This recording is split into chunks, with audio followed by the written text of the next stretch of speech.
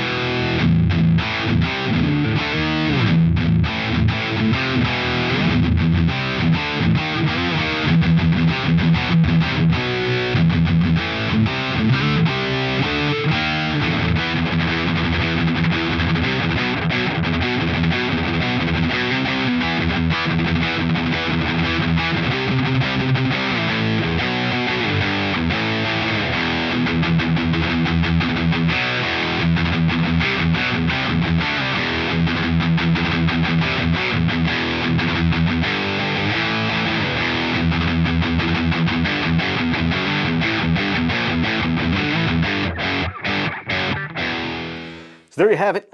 As I said, it's a very versatile pedal, and you can make it sound like a bunch of other pedals. And you know, when you're getting something from JHS, you're getting handmade, good quality American pedals, and you think $200, well, that's kind of expensive. I can get something that does almost the same job off of Amazon for a fraction of the price. And you're not completely wrong, but there's probably a lot of stuff that you don't know that has to go into building and distributing pedals. And Josh Scott, he answers a lot of those questions when he responds to the whole Ross sellout thing to John Nathan Cordy's video, Our Pedal Company's Ripping Us Off. That was the title of it. And Josh watches the video and he kind of breaks it down, and John Nathan Cordy did issue an apology, but that video right there is an enlightener, and you realize how much that the pedal companies make and then how much profit they make on each pedal and how much they are marked up once they get sent to the distributor, so the distributor can make money. So it's not all cut and dry. I make a pedal for $45, I'm selling it for $200. It's not like that at all. And this one, if you take care of it, it's probably gonna last you a long time, and they got decent warranties. So in conclusion, it's a great versatile distortion pedal. At $200, like I said, you got to decide whether it's worth it to you. If you want to check it out, there is an affiliate link down in the description for Zounds.com. But as always, shop around, see if you can find one used. Get the best deal for yourself. If you buy it somewhere else, I'd rather you save $50 than me earn $36 from a sale, because I think that's what it rounds out to, 18% of $200. 36? I don't know. I'm not a mathematician. Anyway, thanks for watching. If you feel like I earned it, hit that like button and subscribe to see more. Till then, we'll see you next time.